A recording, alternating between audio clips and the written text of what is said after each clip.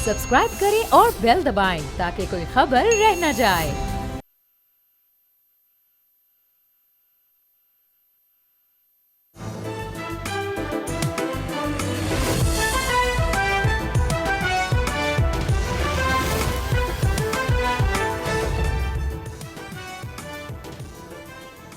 अस्सलाम वालेकुम नाज़रीन, you are watching debate with Nadia Mirza. नाज़रीन, करप्शन का फिनोमेना पाकिस्तान में कोई नया तो है नहीं। 90 की दिहाई में हुकूमतें करप्शन के इल्ज़ामात में घर भी गईं। फिर हमने मुल्क में मार्शल लॉ भी देखा जिसमें अकाउंटेबिलिटी की बातें भी हुई, एहतसाब की बातें भी हुई, एहतसाब कमीशन भी देखे, फिर हमने नैब भी देखी। उसके बाद फिर हमने वो दौर भी देखा कि हम किसी को नहीं छोड़ेंगे, ये चोर है, वो डाकू है।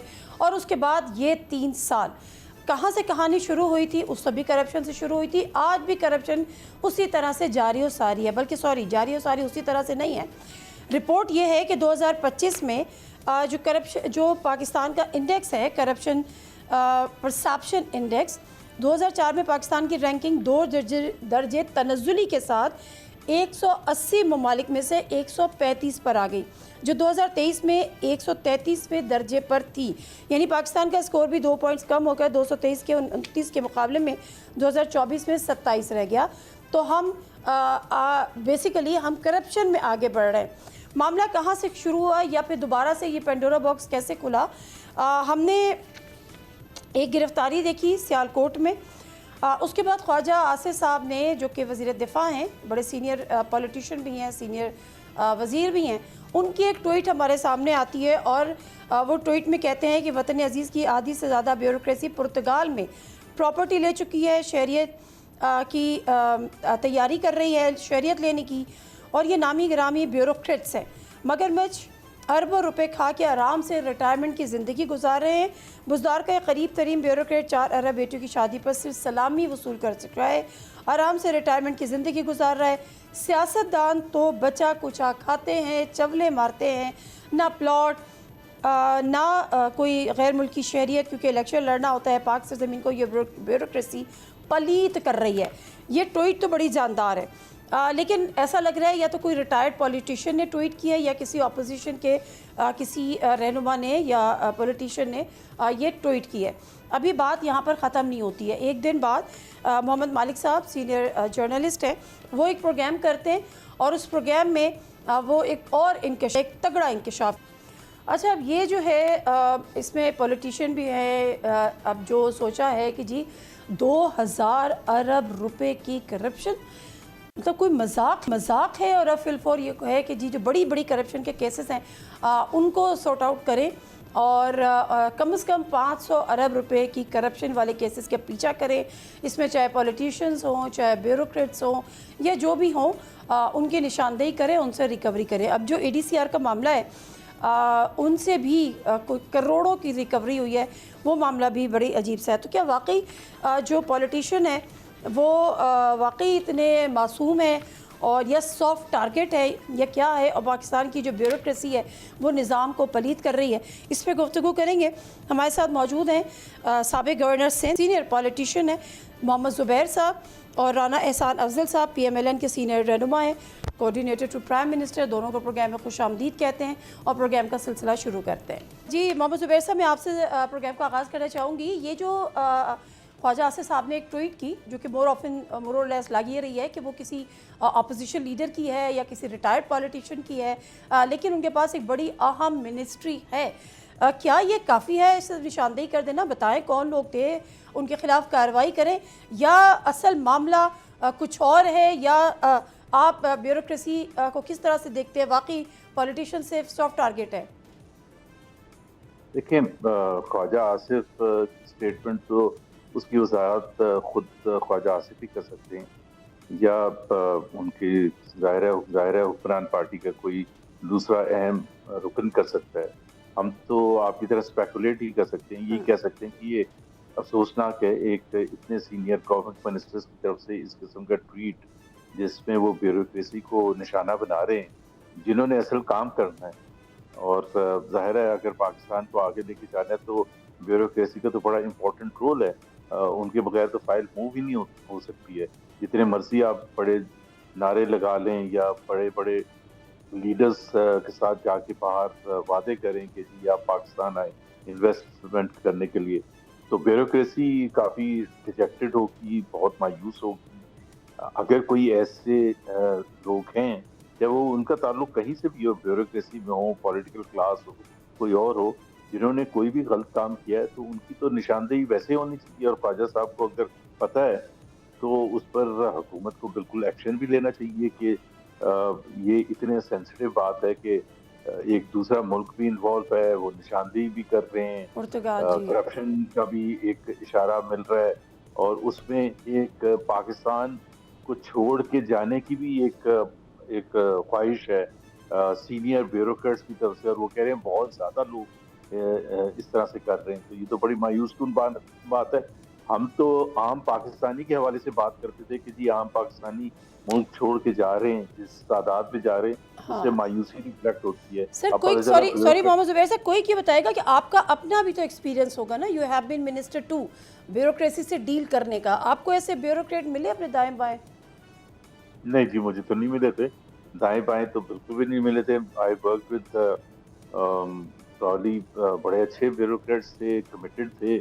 बड़ा ज़ाहिर है डिपेंडेंसी होती है उन पर। हम्म, हुकूमत जिस तरह से चलती है, चाहे वो कोई भी मिनिस्ट्री हो, अच्छे ब्यूरोक्रेट्स के बगैर कैसे आगे चल सकती है? वेरी ट्रू, और वेरी ट्रू। अगर जी, तो अच्छा, नहीं मैं हाँ तो मुझे ऐसा कुछ नहीं पता। ठीक है राना एहसान साहब, अब मामला ये है कि जो ख्वाजा से साहब ने जो पेंडोरा बॉक्स खोला है, अब शुरू भी आप लोगों ने किया है, इख्तिताम भी अब आप लोग ही करेंगे और करना भी चाहिए। जब राना सनाउल्लाह साहब से इस बारे में पूछा गया तो उन्होंने कहा, बड़े मुस्कुरा के उन्होंने जवाब दिया कि बात तो सच है, पर बात है रुसवाई की। लेकिन उन्होंने ये नहीं कहा कि ऐसा नहीं है, उन्होंने कहा बात तो सच है, लेकिन उन्होंने कहा कि ख्वाजा आसिफ को ये कहना नहीं चाहिए था। सर मामला क्या है? क्या मामला वही है? क्योंकि ये जो ADCR है, ये सिर्फ ADCR तो है, लेकिन जो करोड़ों अरबों रुपए की जो करप्शन की और जो डिटेल्स आ रही हैं, फिर कई करोड़ की रिकवरी की खबरें भी आ रही हैं, वो RO भी रहे हैं ख्वाजा आसिफ साहब के रिटर्निंग ऑफिसर। ख्वाजा साहब नाराज़ हैं? बिस्मिल्लाहिर्रहमानिर्रहीम, बहुत शुक्रिया। देखिए, अभी ये एलिगेशंस हैं, ये मेरे पास तो कोई स्पेसिफिक ऐसी इंफॉर्मेशन नहीं है, लेकिन मैं नहीं समझता कि एक डिफेंस मिनिस्टर कोई ADCR के ऊपर जो अफवाहें चल रही थी कि रिज़ाइन कर रहे हैं, या कोई ऐसी कोई इनमें कोई हकीकत है। देखिए, कोई जो जो जहाँ तक पोर्चुगल और ब्यूरोक्रेसी की प्रॉपर्टीज़ होना, या उन्होंने डुअल नेशनैलिटी लेना, I am sure Khwaja Sahab के पास कोई इन्फॉर्मेशन आई होगी जिसकी बेसिस पे उन्होंने ये बात की होगी। लेकिन इस बात की को अभी to take it as it is, मेरे ख्याल से इस पे तहकीक होनी चाहिए। अगर ऐसी इंफॉर्मेशन है उनके पास जो कि वारंट करती हो कोई इन्वेस्टिगेशन की, तो वो उनको जो भी ये अकाउंटेबिलिटी के अदारे हैं उनको दे देनी चाहिए। और इसमें भी डेफिनेटली फिर बहुत सारी चीज़ें होंगी कि आप वो इन्फॉर्मेशन पोर्चुगल से लें, वो दें ना दें, प्राइवेसी की क्या सिचुएशंस हैं। तो ये चीज़ें बिल्कुल, इस तरह के दावे आते हैं दरमियान में, और वो तहलका मचा देते हैं और बड़ी उस पर डिबेट होती है। लेकिन क्योंकि या उनमें कोई हकीकत नहीं निकलती, या फिर उसको इन्वेस्टिगेट करने की जो है काबिलियत या अहलियत, या आप कह लें कि कोई मसलहत? वो उस हद तक मसलहत तो नहीं मैं कहूँगा, लेकिन क्योंकि मसलहत, अब वो देखें ना, 200 अरब का दावा किया गया, तो मसलहत तो बहुत थी PTI के अंदर, लेकिन वो 1 अरब रुपया भी नहीं ढूंढ के ला सके, और जो 190 मिलियन पाउंड मिला उसको उन्होंने एडजस्ट कर लिया। तो बहरहाल देखिए, ये तो नहीं तो अब आप सर ये अब कह रहे हैं कि जो है ख्वाजा आसिफ साहब ने जो ट्वीट की है वो बस ऐसे ही उन्होंने हवा में तीर मारा है, इससे हकीकत का कोई ताल्लुक नहीं है? नहीं, मैं ये बिल्कुल नहीं कह रहा। मैं कह रहा हूँ, अगर उनके पास कोई ऐसी इंफॉर्मेशन है, then it needs to be proved. अगर वो ऐसी ऑथेंटिक या रिलायबल इंफॉर्मेशन है, तो उसके ऊपर तहकीक होनी चाहिए, मैं ये कह रहा हूँ। और फिर इसके ऊपर हम गुफ्तगू ज़रूर करें कि ये जो दावा किया गया है, उसके कोई पीछे उसके कोई फाउंडेशन है, कोई हकायक हैं, या ऐसे आपके पास एविडेंस मौजूद हैं कि जो जिसके ऊपर आप प्रोसिक्यूट कर सकते हैं, या जिन चीज़ों के ऊपर आप जो है केस बन सकता है। क्योंकि ये तो बहुत एक बात है ना, एक आपको इंफॉर्मेशन आई, आप उसको आप करें। तो मैं समझता हूँ कि उन्होंने जो दावा किया, वो उससे एक it has raised a debate, but it's needs a lot of और उसकी इन्वेस्टिगेशन की ज़रूरत है sir before we actually start believing it. ठीक है, actually start believing and proper investigation is needed. Mohammad Zubair साहब, तो इन्वेस्टिगेशन किसने करनी है? अब मैंने भी नहीं करनी, आपने भी नहीं करनी, वो हुकूमत ने ही करनी है। हुकूमत के एक सीनियर वज़ीर अगर ये बात कर रहे हैं तो इन्वेस्टिगेशन भी हुकूमत ने ही करनी है। ये जो करप्शन मुकाओ का नारा तो हम पता नहीं कितनी दिहाइयों से सुन रहे हैं, हो नहीं पाया। क्या ऐसी इन्वेस्टिगेशन होनी चाहिए? प्लान बन गया है। मोहम्मद मालिक साहब ने कहा है कि 2000 अरब रुपए की करप्शन, जिसमें से 500 अरब की फौरी तौर पर रिकवरी की अब खबरें सामने आ रही हैं। ये पॉसिबिलिटी होगी, इसकी इन्वेस्टिगेशन होगी? बिल्कुल भी नहीं होगी। ये I think it reflects a frustrating mind. Khawaja Asif जो हैं सीनियर तरीन मिनिस्टर हैं, दोस्त तीन साथी हैं, शहबाज शरीफ साहब के भी और नवाज शरीफ साहब के भी, और उनको पता है कि वो क्या बात करते हैं। ये पहली बात नहीं उन्होंने की जो कि इतनी कंट्रोवर्शियल है। इससे पहले आपका कि उन्होंने एक स्टेटमेंट दिया था कि जो इस वक्त हाइब्रिड सिस्टम है जिसमें जो सिविलियन गवर्नमेंट है वो जूनियर पार्टनर है and this is fine with them. और उन्होंने ये भी कहा था कि ये सिस्टम तो 90 की दहाई से अगर चल रहा होता तो पाकिस्तान बहुत आगे जा चुका होता। अब अगर ख्वाजा आसिफ की ये बात मान ली जाए तो ख्वाजा आसिफ तो सबसे पहले जाके मियां नवाज शरीफ से पूछे, क्योंकि सबसे बड़े जो शख्सियत थे, पॉलिटिकल लीडर थे जिन्होंने किसी किस्म की भी हाइब्रिड सिस्टम को कबूल नहीं किया था, वो तो मियां नवाज शरीफ थे, एंड राइटली सो। तो वो 90 की दहाई से अगर वो गलत सिस्टम के खिलाफ बोल रहे थे, हाइब्रिड सिस्टम के खिलाफ, और उसके खिलाफ एक जद्दोजहद कर रहे थे सिविलियन बालादस्ती की, तो मेरा ख्याल है मियां नवाज शरीफ को कुछ फिर बोलना चाहिए और बताना चाहिए। कौम तो बहुत आगे जा चुकी होती। कौम से मेरा मतलब ये है कि जब आप कहते हैं कि पाकिस्तान आगे जा चुका होता तो पाकिस्तान के अवाम बहुत अच्छे खुशहाल होते। तो उनके जो स्टेटमेंट्स है ना, I think this is his last tenure, he doesn't care कि उनके बारे में कौन क्या कहता है, कौन सोचता है। वो अपनी गवर्नमेंट को कितना एम्बैरेसिंग सिचुएशन में डाल देते हैं। और खास तौर पर ये जो लेटेस्ट स्टेटमेंट है, it reflects not only Khawaja Asif का, पूरी गवर्नमेंट का एक फ्रस्ट्रेशन है, बिकॉज बातें इतनी कर चुके हैं और रिजल्ट जीरो हैं। तो जाहिर सी बात है उसको फिर किसी ना किसी तरह से किसी और के ऊपर डाल देते हैं। अब ब्यूरोक्रेसी के ऊपर डाल दिया। खैर पता नहीं गुस्सा चढ़ा है ये, जिस तरह से मोहम्मद ज़ुबैर साहब कह रहे हैं कि कोई फ्रस्ट्रेशन है। अच्छा, अब मामला ये है सर राना साहब कि इन्वेस्टिगेशन तो आपने ही करनी है, आपकी हुकूमत ने ही करनी है, या अगर आप कहते हैं कि जी ये हाइब्रिड निज़ाम है तो ज़ाहिर है मिलकर ही करनी है। लेकिन उसके साथ साथ आप लोग करप्शन के लिए क्या कर रहे हैं? पाकिस्तान जो है वो 2 रैंक्स नीचे गया है, 2 नंबर्स नीचे गया है, यानी 2023 के मुकाबले में अभी जो आई है वो 135 पे आ गई, जो पहले 133 था। आप कहते थे दिवालिया हो रहा है, मुल्क तबाह हो रहा है, बर्बाद हो रहा है, करप्शन हो रही है, लेकिन अगर हम करप्शन परसेप्शन इंडेक्स देखें तो मज़ीद करप्शन अब हो रही है, इजाफा हुआ है। मालिक साहब कहते हैं पिछले 2 से 3 सालों में 2000 अरब की करप्शन हुई है, वो जो कि स्टोरी करते हैं। फिर क्या इस पे आपका क्या रद्द-ए-अमल है? आपकी हुकूमत में, आपके दौरे हुकूमत में करप्शन है, आप इसकी जिम्मेदारी लेते हैं? देखिए, करप्शन बिल्कुल मौजूद है माशरे के अंदर, और कोई इससे जो है वो जुटला नहीं सकता कि ये ऐसा नहीं है। देखिए, 2013 से 18 में करप्शन परसेप्शन इंडेक्स सबसे नीचे थी। अभी आपने बताया कि 2 पॉइंट्स ऊपर गई है। हम क्या कर रहे हैं? जिस तरह हुकूमत की प्रोक्योरमेंट होती है, हमने उसको ऑनलाइन किया है और इंटरनेशनल अदारों की रिकमेंडेशंस के मुताबिक उसको स्ट्रीमलाइन किया है, डिजिटाइज किया है। Third party verifications prime minister Shehbaz Sharif हर प्रोक्योरमेंट के ऊपर लगाते हैं, हर डेवलपमेंट प्रोजेक्ट के ऊपर लगाते हैं कि इन चीज़ों के ऊपर वेरिफिकेशंस हों, और एक थर्ड पार्टी जो है जो इंडिपेंडेंट हो, ना वो हुकूमत की हो ना वो किसी और की हो। तो इस तरह के बहुत सारे मामलात हैं जहां अभी अगर हम डॉक्यूमेंटेशन की तरफ जा रहे हैं तो वो माशरे में करप्शन को कम करेंगे। तो हमारी हर पॉलिसी जो है, चाहे वो डिजिटाइजेशन की हो, डॉक्यूमेंटेशन की हो, थर्ड पार्टी को सर वो तो आपकी बात ठीक है, लेकिन मसला ये कि करप्शन होती है। मैं इस पे कुछ कह सकता हूँ? जी श्योर सर, मैं राना साहब पे भी है। राना साहब करप्शन है, शुरू से है, लेकिन करप्शन बड़ी है, इसके लिए आप जवाब दें। मोहम्मद ज़ुबैर साहब प्लीज ऐड कीजिएगा।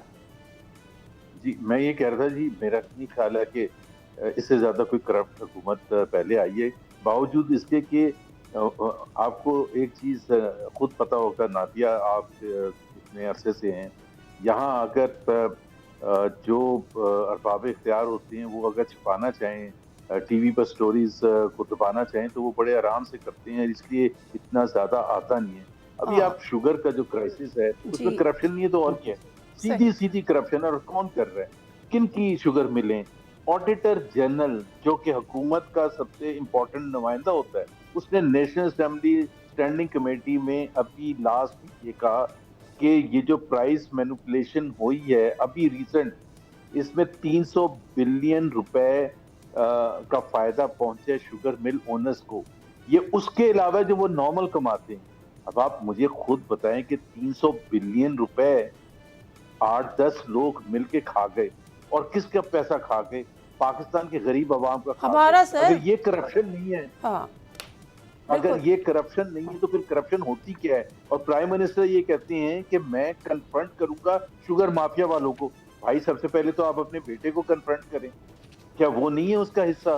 क्या जहांगीर तरीन नहीं है? क्या इतने बड़े बड़े लोग जो बैठे हैं वो नहीं है? तो सदर आप जरदारी बड़े आराम से, जी सारे सारे के सारे शामिल है ना, सारे हुकूमत में बैठे हैं और खुद ही फैसले करते हैं, वही लोग वही फैसले करते हैं। अब हो सकता है कि किसी ब्यूरोक्रेट ने शायद कुछ इतराज उठाया हो तो ख्वाजा साहब पढ़ गए कि जी इनको ही फारिग किया जाए, और फिर एक मासूम बन के आप एक सामने आ जाएंगे कौम के, जी हम तो तरक्की चाहते थे।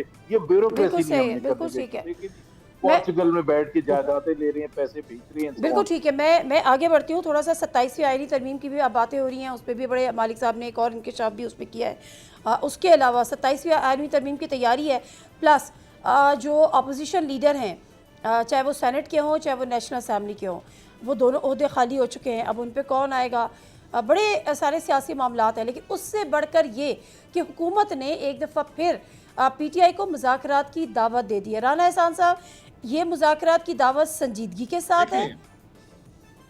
मुज़ाकरात के लिए हमारी जमात तो हमेशा तैयार रही है। प्राइम मिनिस्टर शहबाज शरीफ ने हमेशा मुज़ाकरात को तरजीह दी है सर और हम समझते हैं जी सर आई एम सॉरी, ये ठीक है, तरजीह दी है, बात की है, तैयार भी हैं, दावत भी दे देते हैं, बट वो सीरियसनेस नज़र कहाँ आती है? वो कहते हैं खान साहब से मिला दो, आप कहते हैं नहीं मिलवाएंगे। फिर कल अलीमा खान, परसों उनको आप अलीमा खान साहिबा को चक्री पर रोक दिया गया। मतलब आप उनके लीडर से नहीं मिलवाते, आप उनको फिर डंडे बरसाते हैं, आप पार्लियामेंट के दरवाजे बंद कर देते हैं, फिर आप कहते हैं कि आ जाओ मुज़ाकरात भी कर लो, हम तो आपको दावत भी देते हैं। मतलब फेयरली बताएं, अगर इनकी जगह आप होते, इन हालात में आप जाके किसी हुकूमत से मुज़ाकरात कर लेते? नहीं, देखिए इशू ये है कि PTI मुज़ाकरात में एक ही मुद्दा लेके आती है कि खान साहब को पैरोल पे रहा करें या खान साहब की रिलीज जो है या उनके लिए NRO जो है, दैट इज़ देयर डिमांड। अब हम जब मुज़ाकरात की आप बात करते हैं तो मुज़ाकरात किस चीज़ के लिए आपने करने हैं? हम मुज़ाकरात की किस हवाले से बात कर रहे हैं? हम कह रहे हैं कि अगर आपने इलेक्शन रिफॉर्म्स की बात करनी है तो हम तैयार हैं, अगर आपने एजुकेशन हेल्थ के सर ये ऊपर उनका बात मसला ही करनी है नहीं हम है ना, तैयार हैं। उनका मसला ये है ही नहीं कि एजुकेशन इलेक्शन रिफॉर्म्स वो अपने दौर में पूरी कोशिशें करते रहे, बायोमेट्रिक करने की कोशिशें करते रहे। You guys were not agreed.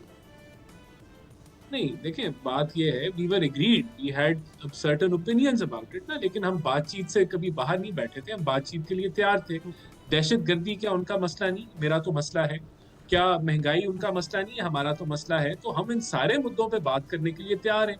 वो किस चीज पे बात करना चाहते हैं, उनका क्या मसला है? उनका तो फिर एक ही मसला है कि खान साहब को रिहा करें। अच्छा, अगर मैं तो इसीलिए वो आपसे फिर पूछ रही हूँ कि अगर नवाज शरीफ साहब अंदर होते, फैसल वाडा साहब कहते हैं कि जावेद लतीफ़ साहब गवाह हैं इस बात के कि जी उनके घर में बैठ के प्लेटलेट्स रिपोर्ट बनी।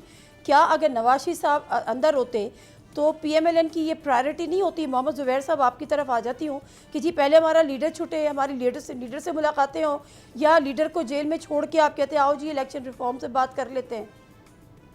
यार इलेक्शन रिफॉर्म से बात करना एक ऐसा है कि कोई भी सबसे बड़ा डाकू हो और वो कहे आए बैठ के बात करते हैं कि डाका कैसे खत्म किया जाए। 17 सीटें जिस पार्टी की हैं वो 2/3 मेजोरिटी लेके बैठा था। आई मीन ये कोई इंसाफ है? क्या उनसे कोई इंसाफ की तवक्को की जा सकती?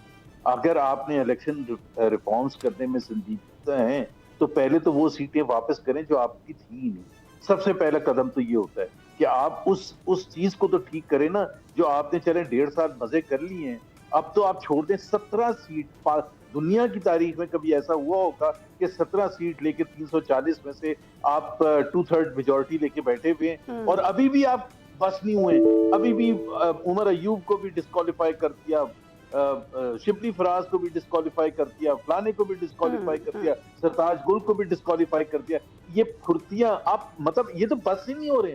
जो नशिस्तें इनकी थी नहीं रिजर्व सीट्स, कि भाई एक तनासब से होती है ना रिजर्व सीट्स, कि 10 वोट अगर जिसको मिलेंगे उसको 10 सीटें जिसको मिलेंगी उसको एक रिजर्व जी, सीट बिल्कुल। मिसाल के तौर पर मिलेगी। वो भी इनके जब आपको खाते में 10 सारी मिलेंगी चलेगी। तो आप एक लेने क्यों जा रहे हैं? आप किस बुनियाद पर लेने जा रहे हैं? फंडामेंटल जो एक प्रिंसिपल है कि जी अच्छा। अवाम के नुमाइंदे असेंबली में बैठे होंगे, वो गवर्न करेंगे, वो फैसला साजी करेंगे पाकिस्तान के लिए। यहाँ इनके पास नुमाइंदगी ही नहीं है और ये जबरदस्ती बैठ गए और फिर कहते हैं सर आए हमारे अलमिया साथ, यही आप है ना बैठ कि जिस दिन हम पाकिस्तानी हम अवाम के वोटों से आएंगे उस दिन हम अवाम की फ़िक्र करेंगे। लेकिन मोहम्मद ज़ुबैर साहब एक चीज़ और बताएं, आज आपकी सुना है मुलाकात हुई है किसी PTI के किसी सीनियर लीडर से, असद कैसर साहब से, किससे? जी मेरी असद कैसर साहब से मुलाकात हुई। तो PTI फॉर्मली ज्वाइन कर रहे हैं? पहले भी आपने की थी, अंदर के लोगों ने रुकावट डाली।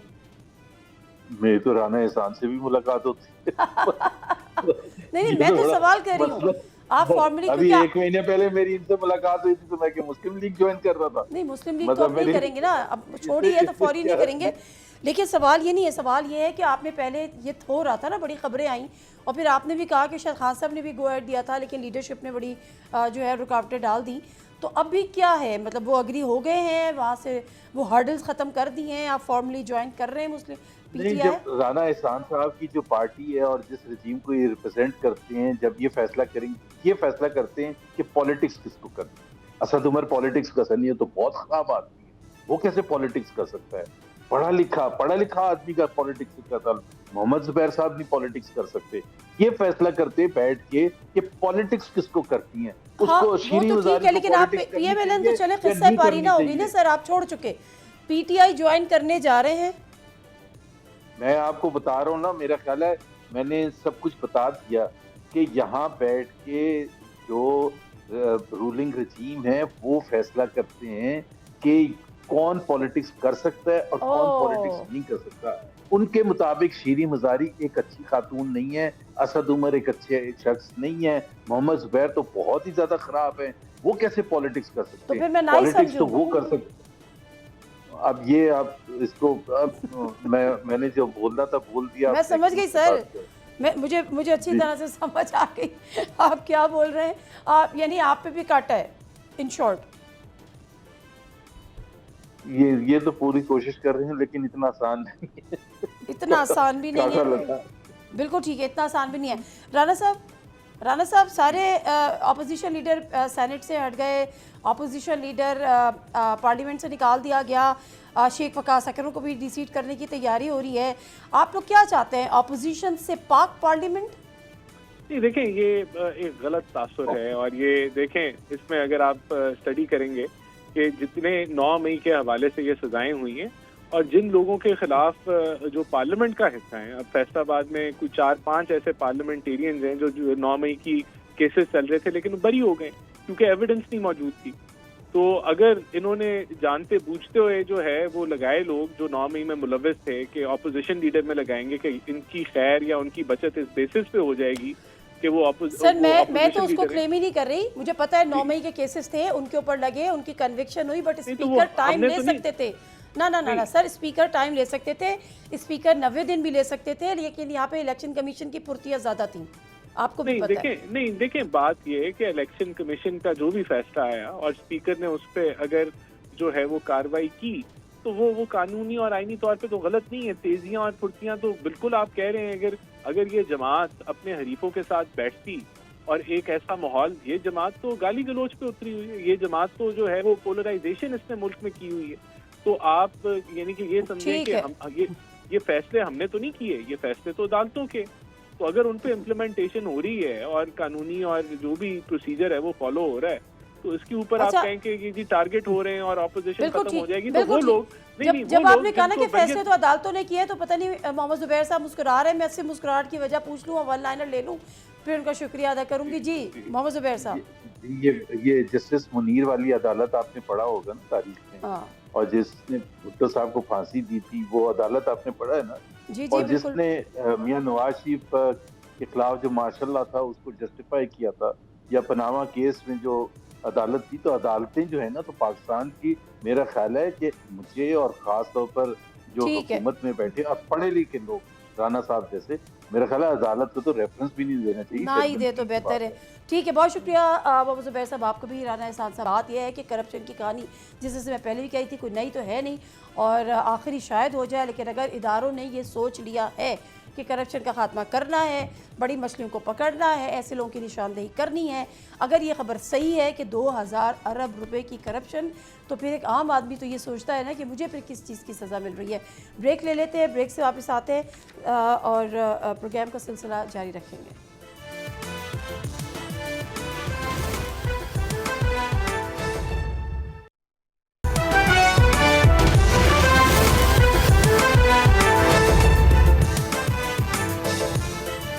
जी नाज़रीन, प्रोग्राम में फिर आपको खुशामदीद कहते हैं और कहते हैं ना कि अजब करप्शन की गज़ब कहानी। मुझे याद है 2011-12 में कामरान खान साहब ये प्रोग्राम किया करते थे, लेकिन वो सिलसिला आज तक चल रहा है। ज़ाहिद कशकोरी का साहब हमारे साथ मौजूद हैं, इन्वेस्टिगेटिव जर्नलिस्ट हैं, बड़ी बड़ी खबरें आजकल ब्रेक कर रहे हैं। अस्सलाम वालेकुम ज़ाहिद, क्या हाल है आपकी? खैरियत से हैं? जी मैडम, थैंक यू। अच्छा ज़ाहिद साहब, ज़रा शुरू यहाँ से कर लेती हूँ। ये जो ADCR वाला मामला हुआ सियालकोट में, और उसके बाद जो खबरें आई ख्वाजा आसिफ साहब के इस्तीफ़े के हवाले से भी आई, फिर उन्होंने कहा नहीं ये खबर गलत है। मोहम्मद ज़ुबैर अली ख़ान कोई बड़े सीनियर रिपोर्टर हैं, उन्होंने ये खबर दी। ADCR की गिरफ़्तारी पर ख्वाजा आसिफ साहब वाकई नाराज़ थे? ये बड़ा अहम मामला है जिसको तहकीक करने की भी ज़रूरत है। मैंने भी कुछ घंटों में प्रोब करने की कोशिश की है। बुनियादी तौर पर इसको बहुत ही अचानक से एंटी करप्शन एस्टैब्लिशमेंट ने उठाया है और 2021 से 2025 तक, यानी कि 4.5 साल का एक दौरानिया है जिसको लॉक किया गया है। और ये कोई आसान केस नहीं है, ये टिप ऑफ द आइसबर्ग हो सकते हैं। Exactly. इससे बड़ी बातें भी निकल सकती हैं। बैक टू बैक मीटिंग भी जारी हैं जो पाकिस्तान के डिफेंस मिनिस्टर हैं उनके अपनी टॉप लीडरशिप से, और PMLN की हुकूमत होना पंजाब में और वफाक में, और फिर एंटी करप्शन एस्टैब्लिशमेंट आपको मालूम ही है कि किसी भी सूबे की वो हुकूमत की इजाज़त के बगैर नहीं चल सकती है। क्या जो इनको वहाँ से उठाया गया है, ये किसके बारे में बयान दे सकते हैं? चीज़ें खुफिया रखी जा रही हैं और बहुत सारी बातें हो रही हैं कि इससे बड़े बड़े लोग जुड़े हुए हैं। अभी कुछ कहना कबल वक्त होगा ये, लेकिन ये इम्पोर्टेंट डेवलपमेंट है जहाँ करप्शन की बात आती है, जहाँ पर सूबे की बरकरफ्तारी में ये पहली नौयत की एक अपनी चीज़ सामने आ रही है। इससे लगता है कि किसी पावरफुल शख्सियत ने इंटरवेंशन की है इस केस में, और इस ऑफिसर्स के बारे में कुछ पहले भी इस तरह की कुछ स्टोरीज हमारे पास थी, लेकिन जिस तरह जब ये डस्का में थे पहले, फिर सियालकोट में जब इनको ADCR का वो मिलाया, ये बड़ी इंपॉर्टेंट पोजीशन होती है। और वो भी उस जैसे उसमें जब आप हाउसिंग सोसाइटीज़ वगैरह देख रहे हों, अभी रिकवरीज वगैरह, और फिर इनका रिमांड हासिल किया गया है, तो ये बड़ी स्टोरी खुलने वाली है मुझे लगता है। ख्वाजा आसिफ नाराज़ थे इस पर? सवाल वहीं के वहीं है। देखिए, ख्वाजा आसिफ के हल्के का आपको मालूम है, जो सियालकोट में जहाँ से इलेक्शन जीते हैं, और उस वक्त ये इलेक्शन मामलात को भी देख रहे थे, इन्हीं के सिग्नेचर से ही किसी भी कैंडिडेट ने जीतना था या हारना था। ज़ाहिर है उनको ये कहा जाता है कि अशीरबाज हासिल रही है किसी तरीके से, डायरेक्ट इनडायरेक्ट, और ज़ाहिर है वो एक बड़ी अहम शख्सियत है सियालकोट के लिए अगर देखा जाए।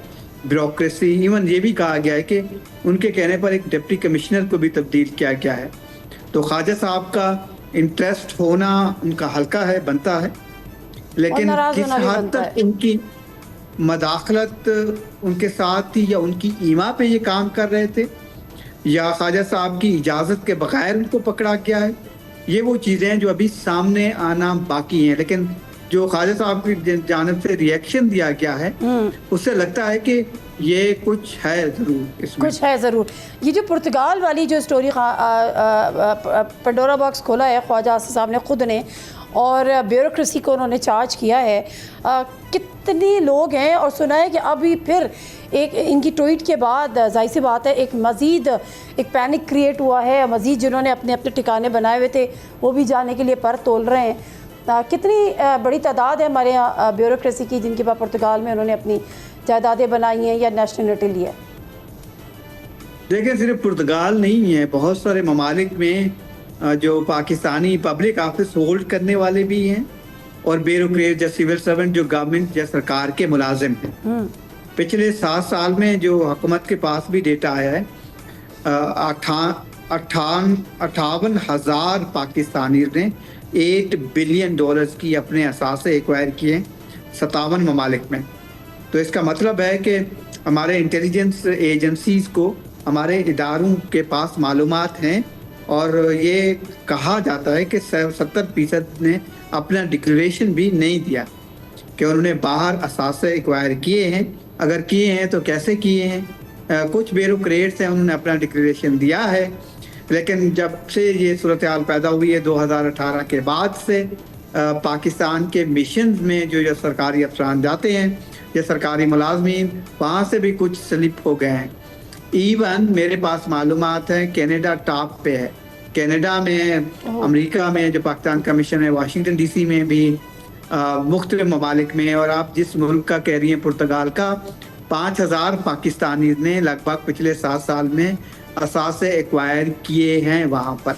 अच्छा, जरा तो ये बताइए, ये जो ताहिर खुर्शीद जो टीके के नाम से बड़े मशहूर थे, ये आजकल कहाँ है? जो ये एक इदारों को कुछ मालूमात मिली हैं कि जी बुज़दार साहब के दौर में जो ब्यूरोक्रेसी उनके साथ काम कर रही थी, उनमें कुछ रिटायर्ड अब ब्यूरोक्रेट्स हुए हैं रिसेंटली, उन्होंने बहुत बाहर भी पैसा भेजा है, और ये कहा जा रहा है कि 5 साल में $2 अरब जो हैं वो बाहर भेजे गए हैं, ज़्यादातर दुबई में प्रॉपर्टीज़ एक्वायर की गई हैं। तो पर्टिकुलर क्वेश्चन जो आपका है, मैंने उनको वैसे राब्ता करने की कोशिश की है, मैं एज ए जर्नलिस्ट उनको जानता हूँ, मैं राब्ते में रहा हूँ बुज़दार साहब के दौर में भी, फिर वो वफाक में आ गए थे आपको मालूम है, फिर वो रिटायर हो गए और बड़ी हेज से आई जब उनकी साहबजादी की शादी हुई थी, और उसके बाद से कुछ इदारों ने ये भी बताया था कि वो मुल्क से बाहर हैं। वो सिर्फ एक किरदार नहीं है, अगर आप इसको इन्वेस्टिगेट करें तो आपको कई किरदार नजर आएंगे। बिल्कुल सही है, बिल्कुल ऐसे ही। अच्छा, एक और केस है, वो है कोहस्तान स्कैंडल, आपको भी पता है, और अब आपने कहा है कि इसके जो ताने बाने जो हैं, जो अब जो CM हैं अली अमीन गंडापुर साहब, उनकी तरह भी तहकीकात बढ़ रही हैं।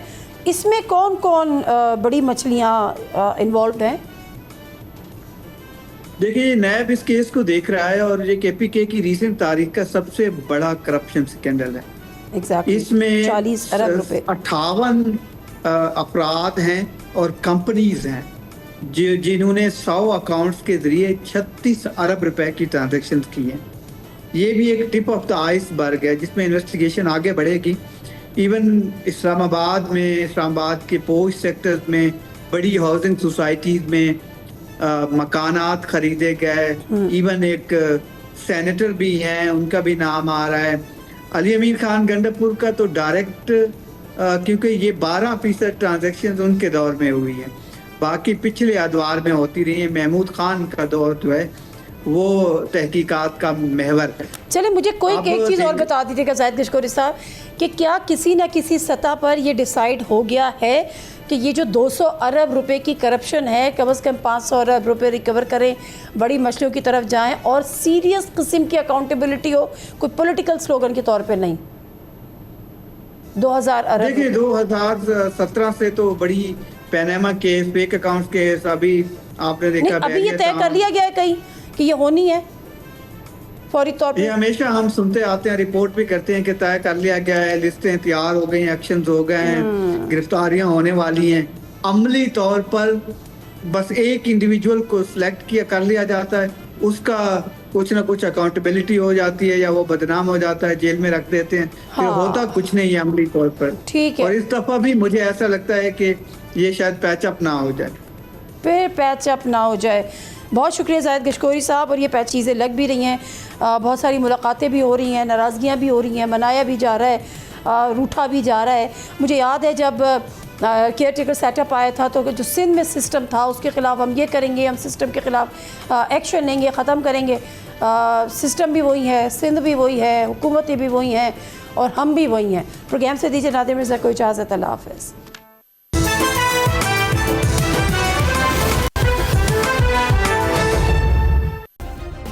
सब्सक्राइब करें और बेल दबाएं ताकि कोई खबर रह न जाए।